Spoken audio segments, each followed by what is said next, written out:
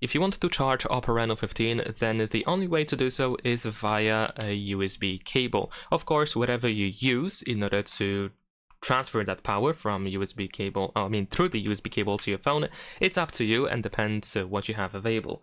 Of course, the best option is the power adapter or charger. These are simply the fastest options, and so naturally we just have to connect the cable, one side of the cable to the power adapter, then we connect it to the power, and we connect it to our phone.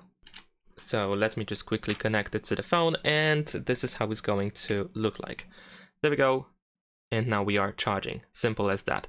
Now, of course, I know that you might not have a power adapter or charger available yet. For example, you just switch your phone and you didn't purchase a power adapter for yourself yet. You can use pretty much anything that allows you to charge devices via USB port. So this can be your computer, your car, power bank, anything else, or even other devices if they have a wired power sharing option. But generally speaking, you want to use USB cable. And that is pretty much it. Leave a like and subscribe.